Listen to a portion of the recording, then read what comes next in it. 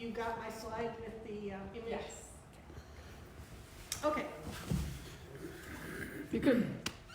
I think that's Bill, that was the Depends. post I sent you down for you. And Billie Jean. Yeah, that was Yeah. reused from the PowerPoint real quick today, guys. yeah. No, that's good. That's good. That's a That's good. reuse. So, will you pray with me, please?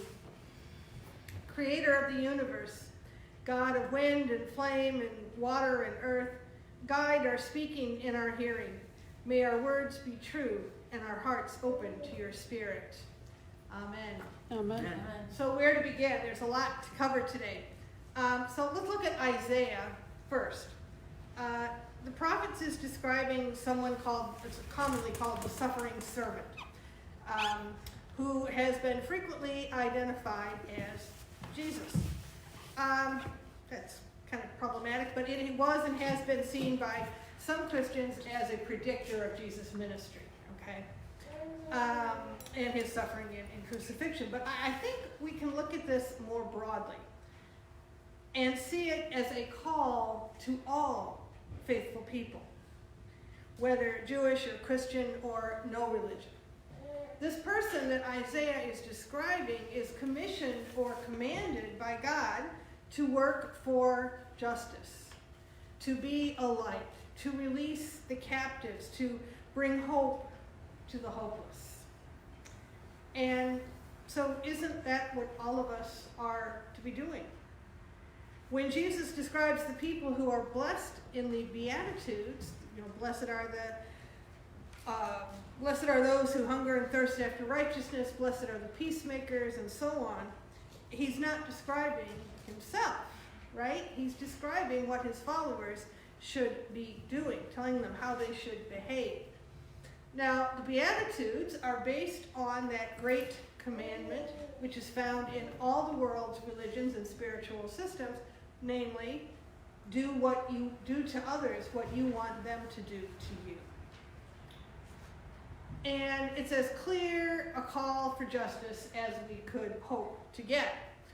We want to be treated with justice, right? So we should therefore be treating others with justice.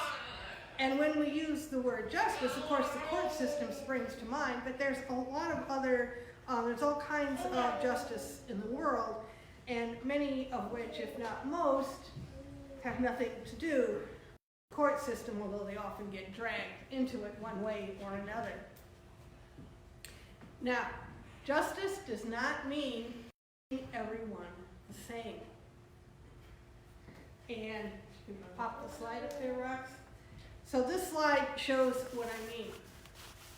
Justice means removing the injustice, not compensating for it. Sometimes we transition through compensation on the way to removing it, but the ideal is removing whatever the injustice is. In the court system, yes, but also education, our economic system, the faith traditions, our political systems, and so on. So here, in that first picture, that first image, everyone gets the same help, whether they need it or not, and no matter whether it's enough. The person in the gray shirt on the far right still cannot see the game.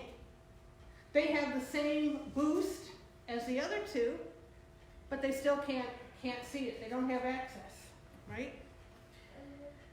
Then those supports are rearranged, and the person in the gray shirt gets double boost, and everybody can see, well, all the three of them anyway, can see the game. So this is what's called equitable treatment. Everyone has what they need, okay? But take a look at that last image.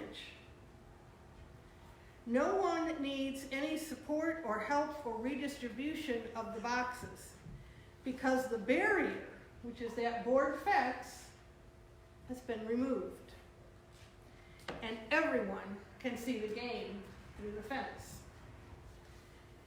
The fence isn't gone. It's just been replaced with something that works better for everyone.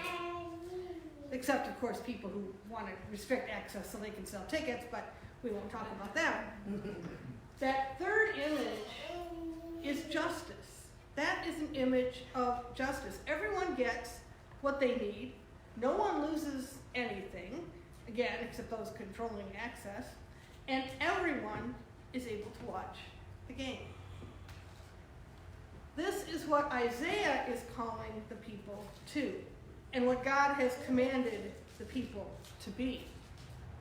Now, when Jesus is baptized, he's given duties, a commission, being God's child. And so therefore, Jesus' work is to do God's work, the work that was detailed in Isaiah. And John Wesley puts that command quite succinctly, to do all the good that we can, wherever we can, whenever we can, to whoever we can, in whatever way we can, for as long as we can. And I think that pretty much covers all the bases. No one is left out, either from giving or receiving. You give what you can. Give all that you can whenever you can, right? And that way you can also receive, because sometimes receiving is a gift as well. Those who have the financial resources can give financially. Those who have particular skills, teaching or leading or writing or singing or legislating or caring for gardens, whatever it is, can use those gifts. We can do good wherever we are, in a church, in prison, in the neighborhood, in our communities, at work. And it's not just about Sundays. That's the whenever part. It's not just about Sundays or in the run-up to an election or right before Christmas, because we want to make sure we get on Santa's good list, but wherever and whenever we are. And this speaks to an awareness of need, as Jesus is shown to have had that awareness of need.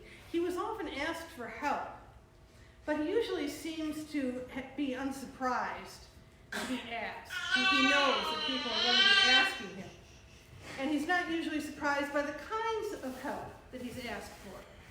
And he gives it. He knew there was a need all around him, and he responded. Now, there's one exception. The one time he refused to help someone, the Syrophoenician woman who asked that her daughter be cured of an illness. And Jesus said that he had come for Israel only, not for Gentiles. And she came back at him with a wise comment that, as they say, convicted Jesus. She said that even the puppies under the table get the crumbs. And he listened to her. He knew she needed to be heard. He was aware of her need. She made him aware. He listened to her and gave her what she had asked for. She needed to be accepted and included, as well as have her daughter healed, and he heard that. So social justice is a well-worn topic these days. It's treated with disdain by some as an outmoded concept, or the snowflake is the common term, or unrealistic, or simply a way to get money, or even as a violation of some people's religious or political rights. But social justice isn't any of those things, of course. Social justice, in all its many forms and movements, simply seeks to remove barriers. Remove that board fence. Barriers to health, to hope, to opportunities for everyone. Whether a person's social justice focus is in the justice system, or climate change, or racial reconciliation, or income, or the healthcare system, or something else, they're working for social justice. All of them offer paths, part of the many-faceted solution to the many injustices in this world. There are so many parts to this that one person cannot do them all. We all must choose, figure out where we are called, hear that call, and work on that facet. Like Jesus, we too are commissioned and called to work to bring light and hope and justice to the world. Jesus gave us a pattern, an example. This is how to do this work, he said. for us to follow. And as we move into the new year, it's a good time to reflect. How can we live into that commission? Every one of us has gifts and talents to share, to use, to support and promote justice. How will you use yours to do all the good that you can, by all the means that you can, in all the ways that you can, all the places you can, at all the times that you can, to all the people you can, as long as ever you can. In all God's names, amen. Amen.